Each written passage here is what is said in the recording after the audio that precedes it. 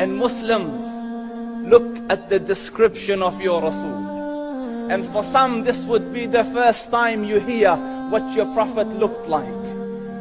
I saw a man of striking appearance.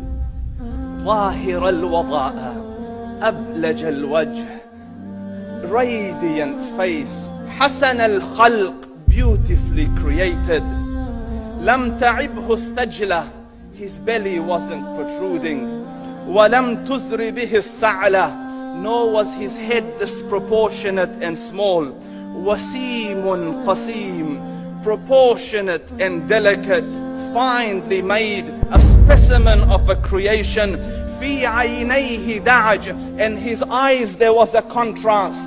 The dark was immensely dark, the white was excessively white. وفي أشفاره وطف, and his eyelashes were long. وفي صوته صهل, and in his voice was a natural echo. وفي عنقه سطع, and his neck was elegantly long. وفي لحيته كثاثة, his beard was full and thick.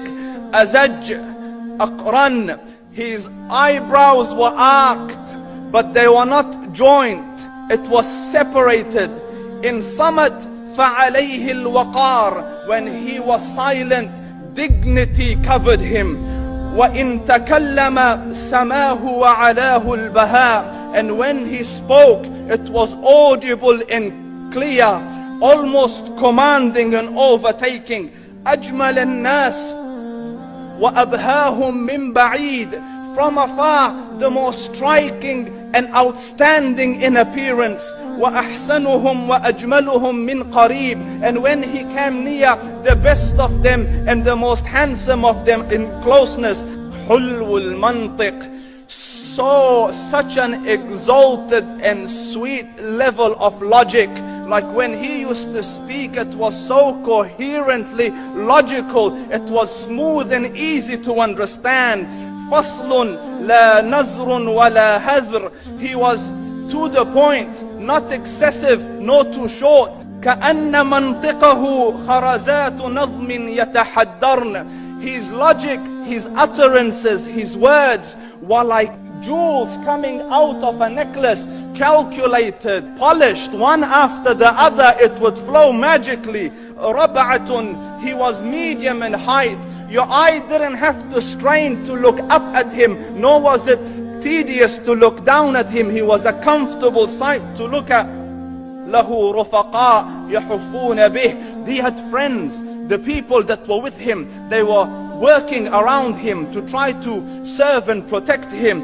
إن قال سمعوا لقوله, when he used to say something, they used to hearken to what he used to say. وإن أمر تبادروا إلى أمره, when he commanded, they used to compete to fulfill the command.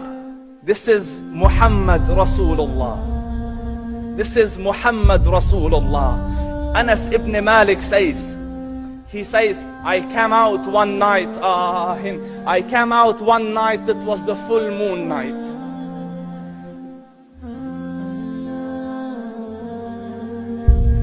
And I looked at the moon, and in the desert, understand, the moon is an awesome sight.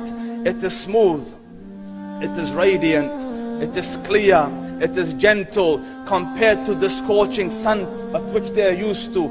So the moon was the epitome of beauty. So he says, I came out at a full moon night and I looked at the moon and I saw it, beautiful, handsome. So I said, let me go see if the moon is more handsome or my Prophet is more handsome. Let me see if that is more beautiful or the Prophet is more beautiful. So I went and I saw him standing afar.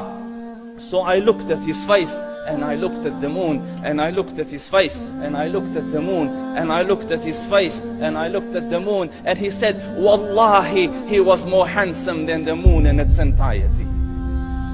That is just the look of your Rasul. Aisha radiyallahu anha says, I was sewing with the needle, my needle dropped in the dark, I couldn't find it. I said, Ya Rasul, I can't find it. He moved his face close, and I swear, out of the radiance of his face, I found my needle. And The Prophet sallallahu alaihi wasallam was mind-bogglingly handsome, but his handsomeness was covered with waqar and jalal and hayba. The Sahaba say, when we used to sit at his feet, two feelings conflicting would come on the heart.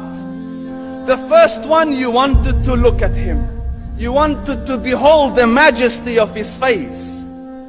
And when you wanted to look up, shyness used to overtake you, so you used to look down. Amr ibn al-As says, I sat with him many times, but if you ask me to describe his face, I can't describe it. I wouldn't be able to look up to him ijlalan wa ta'zeeman. I couldn't look up at him.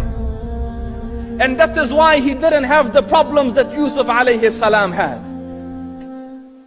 Because it was difficult to penetrate the awe and the splendor of the Rasul.